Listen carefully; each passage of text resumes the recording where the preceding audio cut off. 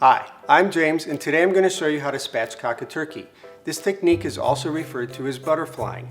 It's a great thing to learn because your turkey will cook in about half the time it normally does, and it will cook more evenly, resulting in a juicier breast and a very crispy skin.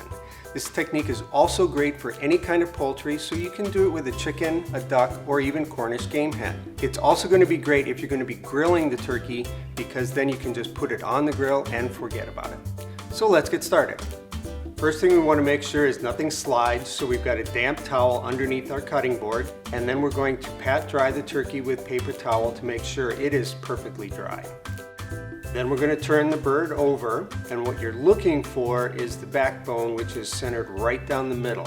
When you're cutting it, you're going to want to stay as close to the backbone as possible to avoid any leg joints. Some of the bones may be a little bit firm to get through, so don't be afraid to use both hands.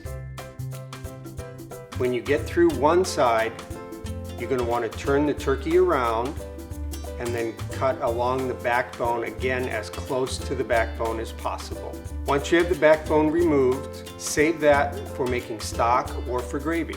Turn the turkey over, and then we're going to spread the thighs and the legs out, and then you're going to press down firmly right at the base of the breast. You'll hear an audible crack, and then you'll feel the turkey flatten out. As you can see, the thighs and the legs are now fully exposed to the heat, so they'll cook much faster than they normally would in a roasting pan.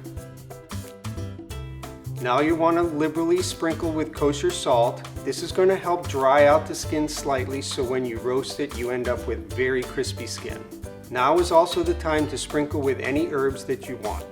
Refrigerate the turkey for up to 8 hours. This will help dry out the skin a little bit. Now that you've seasoned with salt and herbs, refrigerate it uncovered for up to 8 hours, and then you'll be ready to roast.